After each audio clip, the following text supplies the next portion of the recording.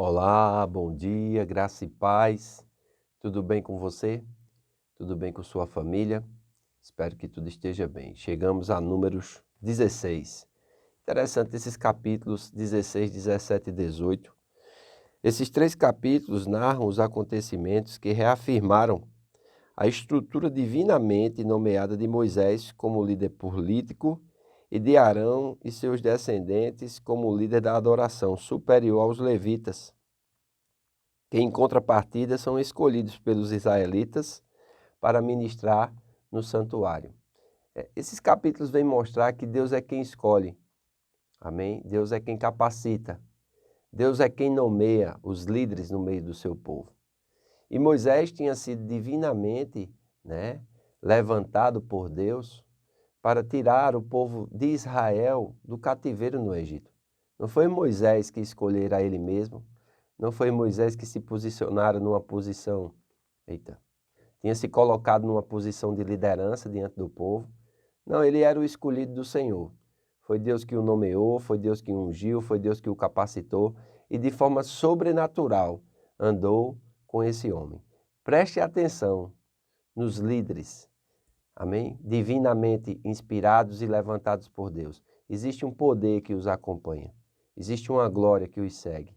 E é muito importante. E eu não digo isso somente uma questão de mística das coisas, né? As pessoas têm, principalmente no Brasil, tem muito misticismo. Eles querem aparentar uma coisa, muitas vezes eles fingem e tentam manipular.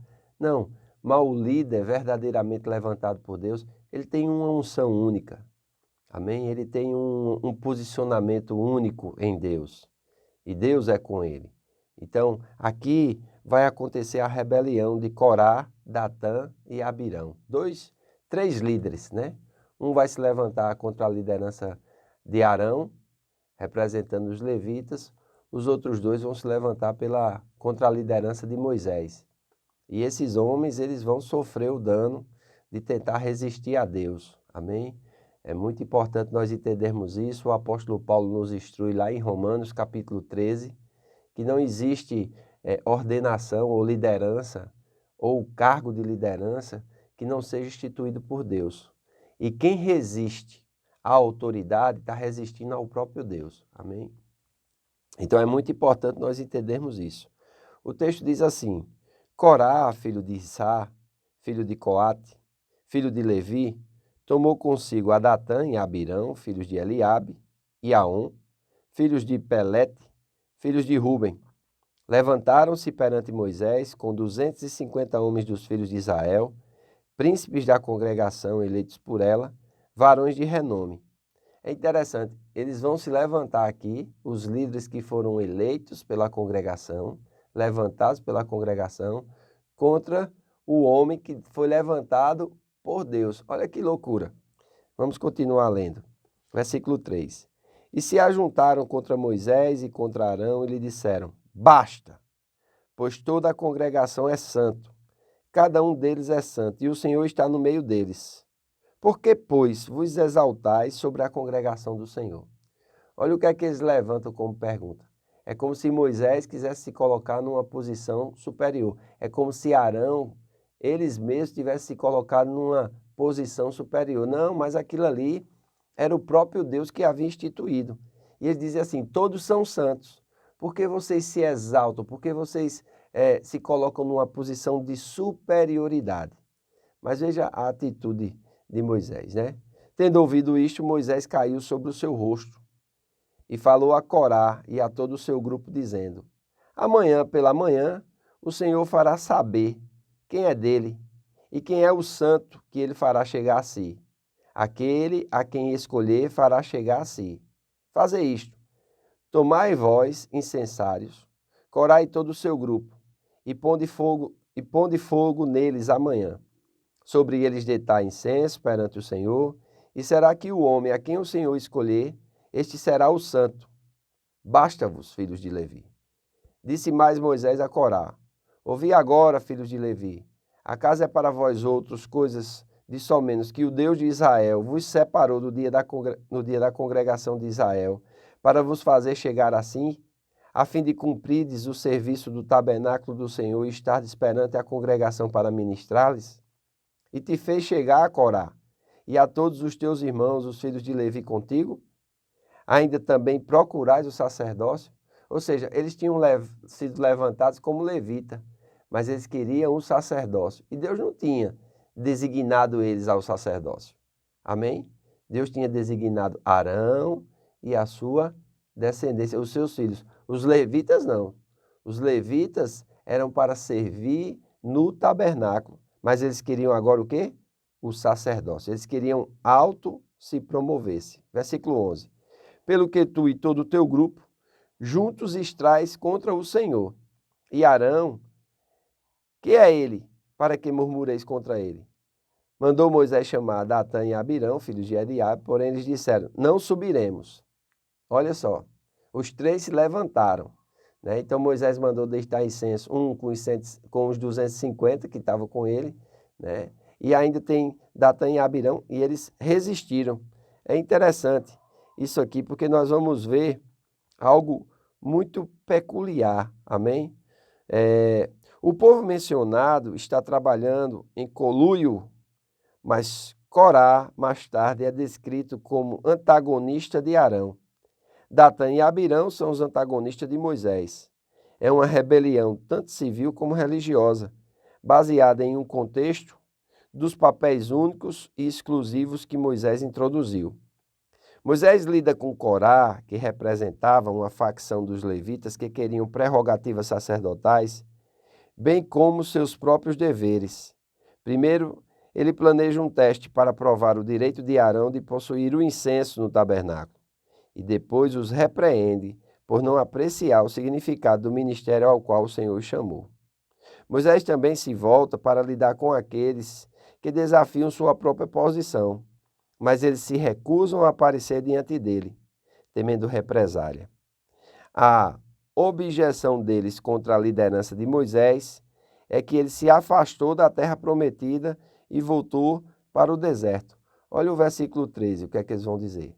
Porventura é coisa de somenos que nos fizesse subir de uma terra que mana leite e mel, para fazer-nos morrer neste deserto, senão que também queres fazer-te príncipe sobre nós? Nem tampouco nos trouxeste a uma terra que mana leite e mel, nem nos deste campos e vinhas em herança. Pensas que lançarás pó aos olhos desses homens? Pois não subiremos. Olha que arrogância.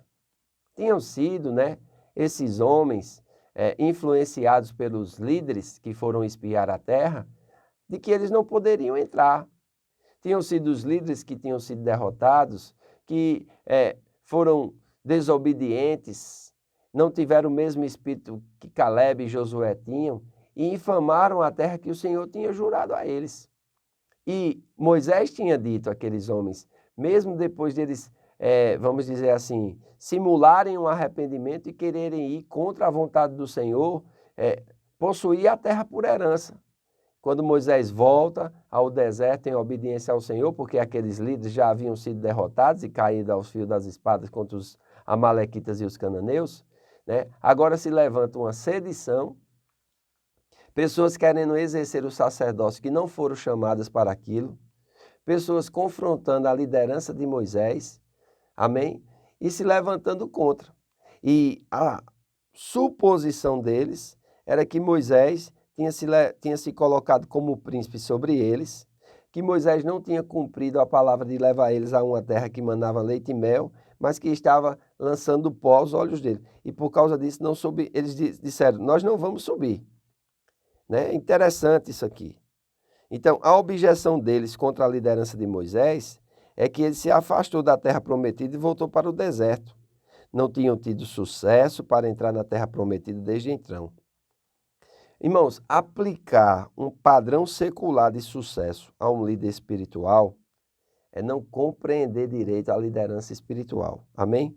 O líder espiritual de sucesso é alguém que segue a liderança divina. Amados, isso vai fazer com que Moisés, que era um homem muito manso, que tinha aprendido muitas coisas, mas ele vai se irar. O texto vai dizer no capítulo 15, que nós vamos comentar a partir de amanhã. Hoje eu vou falar do verso 1 até o verso 14. Amanhã eu comento a partir do verso 15. Mas é interessante, né? As coisas como vão acontecer aqui. Amém? Porque é perigoso você querer uma posição no reino de Deus que ela não é instituída por Deus. Se você se autodenominar alguma coisa, não faça isso. Isso é muito perigoso. Aprenda a se submeter às autoridades instituídas por Deus. Aprenda a cooperar com elas. E aquilo que Deus tem para a sua vida virá. As pessoas pensam que a liderança no reino de Deus é como a liderança no mundo, né? Que Moisés aqui estava se aproveitando do povo, que Moisés estava utilizando aqui o ministério para a autopromoção. E é exatamente o contrário no reino de Deus. Porque o líder no reino de Deus é aquele que serve a todos. Então, o verdadeiro líder espiritual, ele vai se utilizar do ministério para promover as pessoas ao seu desenvolvimento. Primeiro, no seu relacionamento com Deus e depois na habilidade, nos dons que Deus capacita para que aquela pessoa seja bem-sucedida na sua vocação e na obra que Deus a chamou para fazer. Então, é muito importante nós entendermos isso e buscarmos isso. Amém? Porque senão nós iremos cair nesse mesmo erro que eles caíram.